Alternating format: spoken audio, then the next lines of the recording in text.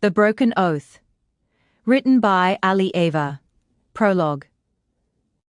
The forest was never silent, not even at night. Moans and wails carried through the wind, predators hunted in the shadows, and the weaker of prey hid amongst the flora. But tonight, Lily heard nothing except the frantic pounding of her own heartbeat. Her curiosity and little legs had gotten her lost again, but she didn't disappear unnoticed. Her tribe was one of many who hunted the vast and unpredictable woods for survival, but Lily remained cautious, as they weren't the only ones hunting. "Sister!" Her older brother's voice echoed from behind, strained and urgent.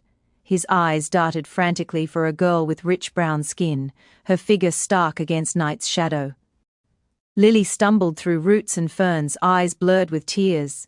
She clutched her hand-woven fruit basket her mother had given her tightly, making sure not to let the day's gathering spill out with all her hard work. The trees looked the same in all directions, and no path seemed to lead her home. "Brother!" Her wool-crafted skirt flapping as she ran. She tried desperately to pinpoint his location, but the world around her seemed to grow louder. "I'm lost, brother!" Lily shouted desperately, but the sky answered before Irul could. A cracking thunder shot down from the heavens, seeming to split the sky in two. The light swallowed the stars, and a roaring thunder shook the ground beneath her, sending her tumbling down. Lily froze, breathless, as a blinding light tore down from towards her, spearing her chest with the force of a god's wrath. The land became fire.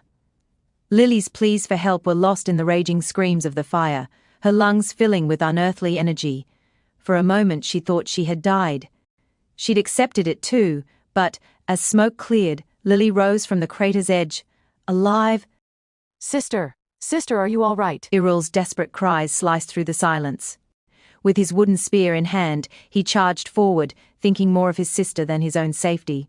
Smoke finally cleared to reveal Lily, but different from how Irul remembered her. Her hair streamed silver, fading to cyan where it had once been black. Her eyes, wide and glowing white, flickered as she regained vision. Horns pushed through her forehead, and the outline of wings unfurled at her back. A low growl escaped her throat, animalistic and wrong. "Sister!" Irul staggered back, eyes wide, posture defensive. He didn't know what to make of her. "What has the sky done to you?"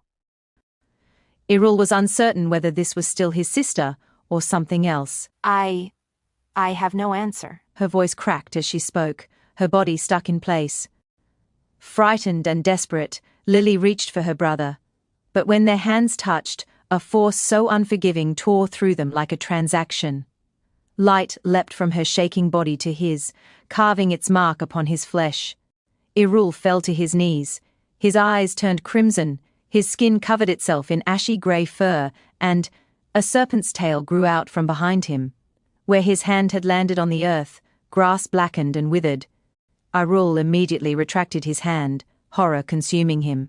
His parents had raised him to respect all living things, especially as a hunter. His father harped on about the importance of respecting death, no matter who she claims. Lily stared wide-eyed. "Brother?" Irul looked at her with teary, darkened eyes. "Sister, I feel wrong. Something inside me eats away at life." He cupped his own cheek as he stared back at the creek, at a reflection he did not recognize.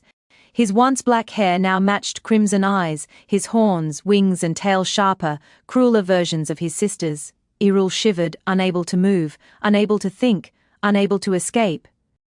"Death." The word fell out of his mouth like a secret no one was meant to hear. Lily surged towards him. No, it can't be. You're alive, brother, you see me, you hear me. "No, sister, I live. But death clings to me, and I can't help feeling responsible for it."